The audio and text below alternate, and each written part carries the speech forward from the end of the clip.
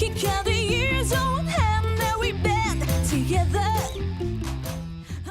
Hi guys, Glenn here. Welcome to another episode of Sound Off, and here at the Brat, one of my most favorite sausage places here in Singapore. And we're here with Celina Kimble, one of my favorite local artists right now. And let's talk about your early beginnings first.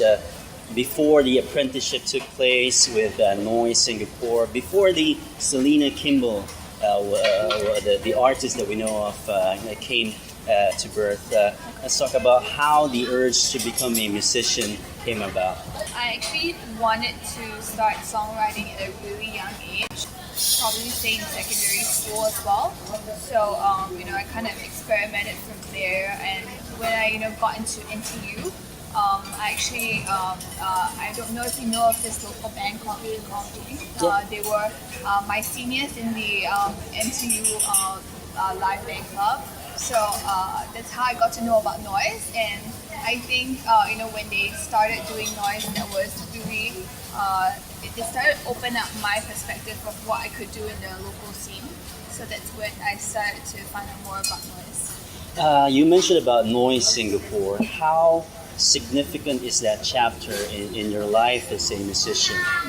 So I never really took a lot of my music very seriously until that point, because I didn't know how much I could actually write in that sense. So having gone through the Noise apprenticeship, it really made me sit down, focus, and experiment, explore, see how much I could write, what were my strengths, what were my weaknesses, how I could go about improving them.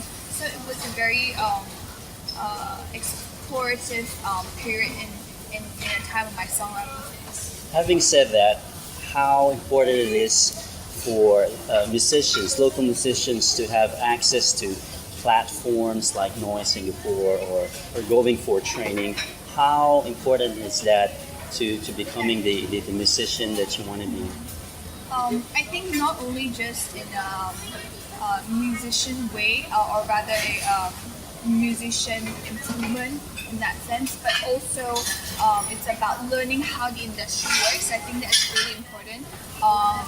Musicianship does play an important part, but at the same time, knowing how you can actually become better at how you market yourself, I think it's very important in this day and age. For those musicians that don't have access to such platforms or don't have the finances to actually go for formal training, would you have any advice for those types of musicians in terms of training on their own?